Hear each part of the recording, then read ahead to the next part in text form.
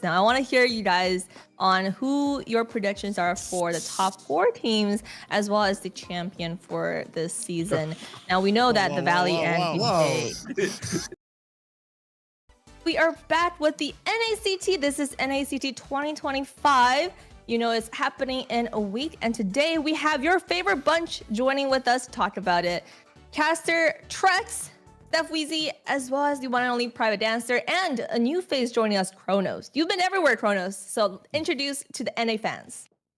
Hey, well, thank you so much, Liz, and thank you so much, guys, for everything. It's a great opportunity to be a part of the NACT 2025 spring season, of course. My name is KRONOS. I'm a caster for mplllatam. I just did the MLBB Super Cup Invitational as well, and now happy to be a part of the NACT, and looking forward to more as well. Yeah, and speaking about the players, let's take a look at the bracket. Who are our teams that are representing each of the different ones? So the ones that made it: Overskill versus Villanera, Millenario versus Area 77, Bloodthirsty Kings versus the Valley, Vendetta versus Team Eagle. A lot of big names out there. You know, and it's interesting too, because it's a different format. We've been changing formats every single NACT, and this time not even having a lower bracket to fall back to if you do fall out makes the stakes even higher on the board. And when you talk about a team like Millenario stepping into the scene, and they have that capability to surprise the world and take down some heavy hitters. I mean, they've already taken down 2 of these teams in here just in the qualifiers. So that's definitely a scary sight for those OG teams that are sitting there. But then you focus on the bottom bracket, right? There's just so much going on down there as well. BTK in the Valley. I mean, that's like fireworks going off. I mean, we have never seen these two go off this early, and it's elimination. It's an elimination match. Wow, looking at that bottom bracket you guys have been talking about, I've just been staring at it the entire time. Yes, Millenario looked like the dark horse, the talk of the town at the moment, and yeah, I don't want to be in that bottom bracket, if you ask me. Like, definitely a lot of blood out there. They want to get that slot towards the MSC. So even though they're the talk of the town, it's smooth sailing if they go through the top bracket. Now, you guys mentioned the Valley will be facing up against BTK in the first round. Now, both of these teams, we've heard, have scheduled a boot camp to prepare their matches against one another. But since they're going to be facing each other right off the bat, that means one of these boot camps is going to be wasted. Like, what is going to happen with these two teams? Okay, let me say one thing. Since they're both boot camping again, even though it's different team names, there better be cameras, webcams on, because I love the reactions, man. The last NACT, yeah, that was pure cinema. Everybody was just going crazy when Mobazane and the boys pulled out that victory in the Game 7, able to take it the distance after having such a hard loss in the beginning of that series. And it's going to be a lot of a shorter of a series, though. It's a best of 3, so that's a little bit harder to extend that and have that comeback. So hopefully we do get those cameras and those reactions that everybody looks for, because that's that NA drama that we love to see. And I think we need to see a little bit of that spice, especially to kick things off for the NACT. I'll let you finish that thought right as we take a look at the rosters. As you guys mentioned, Millenario actually took some games from the Valley. Now, looking at the rosters, guys, it seems like someone are in the same team. Best from Mobazane both are in Bloodthirsty Kings, and there's a new jungler for the Valley.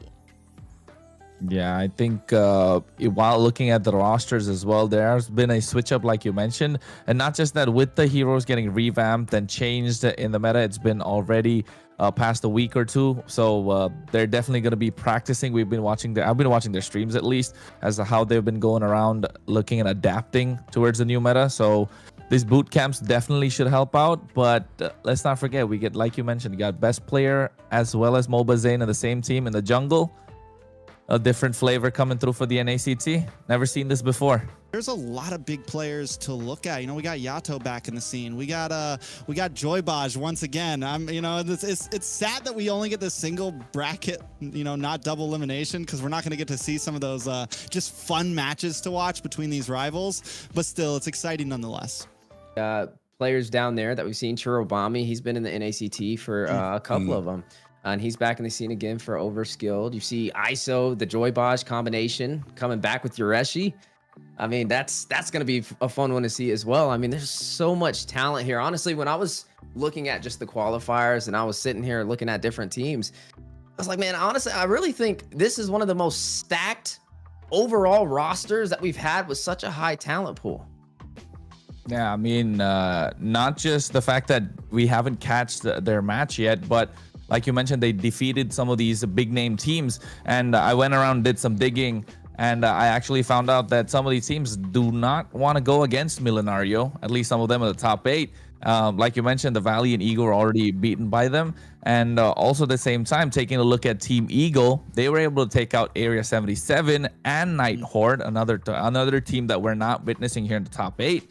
And so Team Eagle, underdog with favorites. I don't know how you guys want to call that one.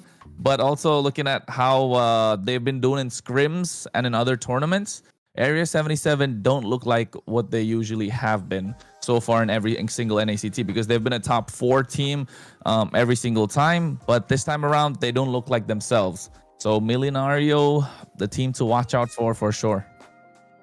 Now, I want to hear you guys on who your predictions are for the top 4 teams, as well as the champion for this season. Now, we know that the Valley and Gpay, only one of them comes out. So I want to hear from all of you guys some predictions. Ladies first. Yeah, ladies first. Ladies first. Well, I asked questions, so you better answer first. Trex, let's start with you. Can we just play it cool, you know? I think we have to start first. We said top 4, right? So I think the good thing to do is like who wins between the Valley and BTK. Yeah. And that is still it's like I think BTK is the favorite, but they've had a tough time in every early tournament for the past 3 NACTs. They start off slow, so there's this like worry in my heart of like, man, what if they just whiff? Like, what if they just whiff? There's no lower bracket. There's no big comeback story, and that's what BTK thrives off. You know, they thrive off that momentum. So I'm still going to put them in my top 4, but it is a hard call, and there's some worry behind it. I think Millenario will also make it to top 4. Overskilled, Villainera, kind of a toss-up. Don't know. We'll go with Overskilled, and then I got to put Vendetta up there. It's Yato and the boys, man. I think you know, they are the new Area 77 right there. It's Yato, it's Melon, who for me last year was the Rookie of the Year. Melon, man, coming into the gold lane, got subbed in off the bench last minute, and was just showing up in the gold lane. So I have my eyes on him heavily. But the problem is they got to go. You know, they're up against Team Ego. Dez might just show up, but yeah, those are my top 4. No champion yet. I'll let you know when we get to top 4. I'll let you know on Saturday. That was putting BTK back up on the map. That's what this season of NACT has in store for us, doesn't it? Let's take it to EWC. So if you ask me, everybody wants to see them. At least speaking from an international viewer point of view, every single person wants to see best player and MOBA Zane be in the same team and represent NA in the MSC. So if you're asking me who's going to come out on top against the Valley and BTK, even after they're going through boot camps, one of them's going to have a nice vacation. One of them's going to be really grinding it out. And if you look at the other matches, Overskilled and Villain Era, I think that one is up for a toss. If you ask me, Villain Era still looks strong. Overskill look good as well. They've been doing well in scrims is what I've done some digging around. Yes, guys, I did some sort of digging to not come in blind to this.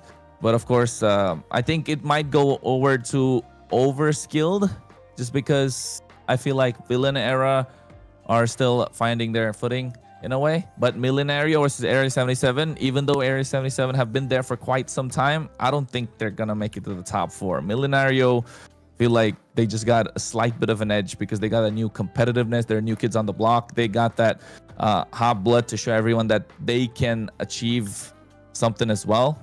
And of course, BTK versus the Valley, you can't count out BTK, especially what happened in the last NACT Grand Finals. I think Steph Weezy said it best. Everyone had a lot of emotions coming back from 3-0 to a 4-3. So you can never count them out. And Vendetta versus Ego, if you ask me, I think that's probably going to be the match of the weekend. Vendetta versus Ego more than BTK versus the Valley. And although I want to say Ego might be better, but Vendetta have the veterans. But Man, you don't know, be scared, while man. Dude, No, don't be scared, man. Don't be scared, bro. Say it. I'm not scared. I'm just like going by the fact that usually when a team loses, you know, every single time while they're on stream or while they're having their scrims, or you know, while in any possible way, shape, or form, that team usually comes out on top when there's the actual competition going on.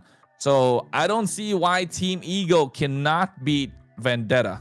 Right, so okay. I'm going Team Ego. I know you, the three of you said Vendetta, and I'm saying Team Ego. And maybe it would be nice to see Team Ego go against BTK. That would be a nice drama that you want to see in an ACT.